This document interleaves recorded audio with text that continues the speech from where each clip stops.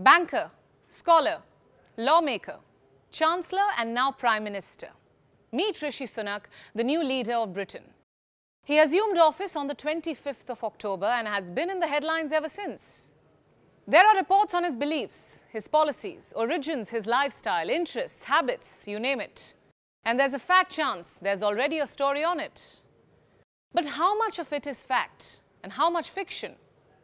For example, does he really belong to India? Is he really the youngest British Prime Minister ever? And is he really richer than King Charles himself?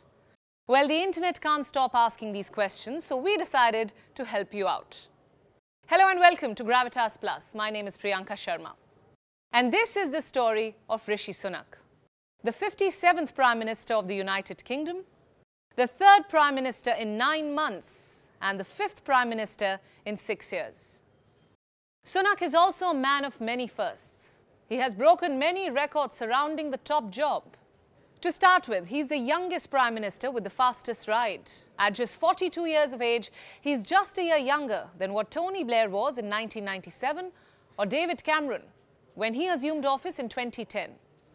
But is he the youngest ever in British history? Not really. Almost 200 years ago, someone much younger than Rishi Sunak stood in his place at the helm of power. His name was William Pitt.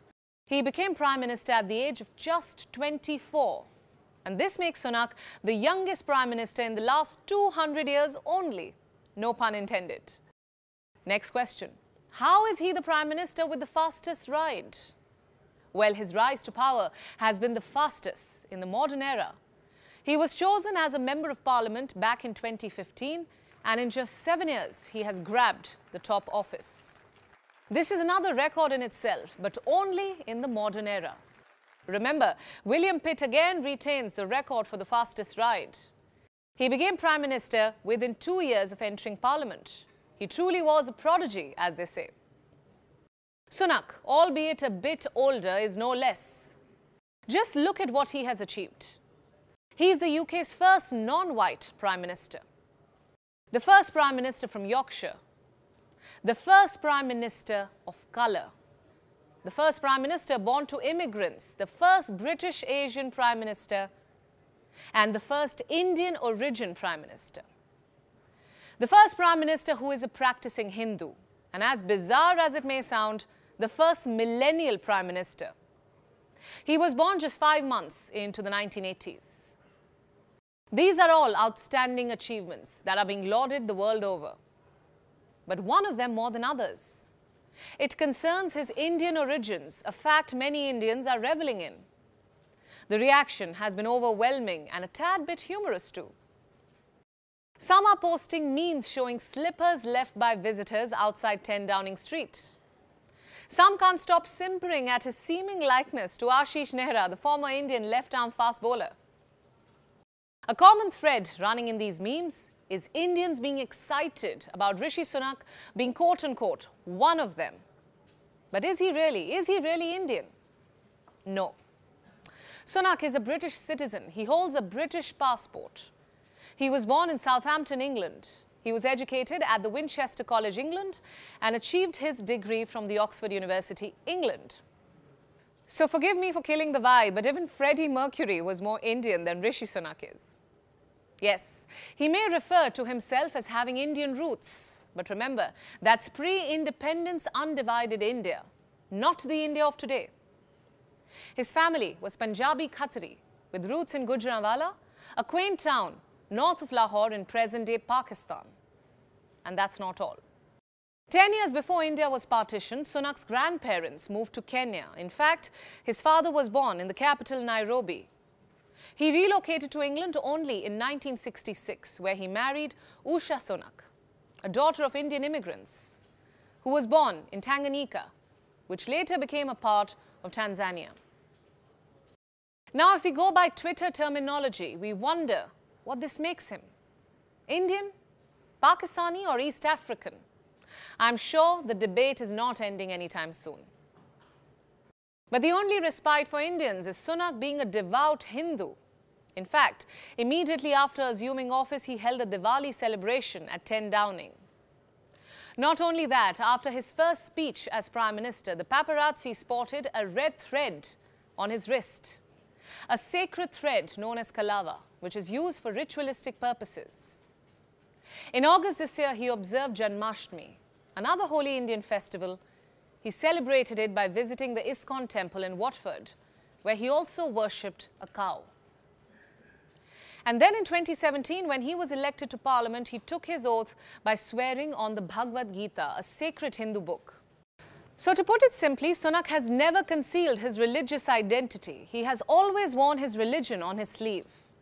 He's Hindu and proud. You may be wondering, what does that have to do with him being the Prime Minister of the UK? Well, for Indians who were ruled by the British for 200 years, it's only poetic justice that a brown Hindu man is now running their country. But how did he get here? How did a son of immigrants secure the UK's top job? The short answer is merit. You see, Rishi Sunak is not your run-of-the-mill politician. He's a capable leader with a stellar track record. In fact, his heritage is of no concern to the average Briton.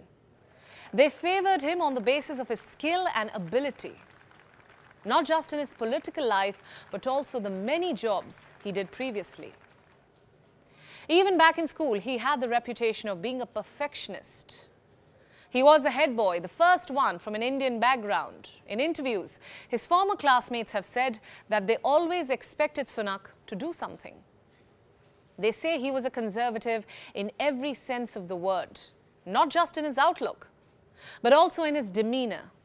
He was a practicing Hindu who avoided beef, a non-drinker who was not distracted by the allure of pubs, and a reasonable debater who always associated with the Tories. To add to this, Sunak took classes on the paths to power, a course intended to help students understand power and how to wield it effectively. Another life-changing landmark in this stint was the fact that he met his wife, Akshata Murthy, the daughter of Narayan Murthy, the founder of Indian tech firm Infosys. They were classmates at the time and were considered quite a power couple. In 2019, he became Chief Secretary to the Treasury. In 2020, he became the Chancellor of the Exchequer, and then in July 2022, he ran for the Tory leadership bid. And in October 2022, of course, he became Prime Minister. He was appointed to the post by King Charles. Interestingly, he may just be the first Prime Minister to be richer than Britain's monarch too. His estimated net worth, along with his wife, is somewhere around $830 million.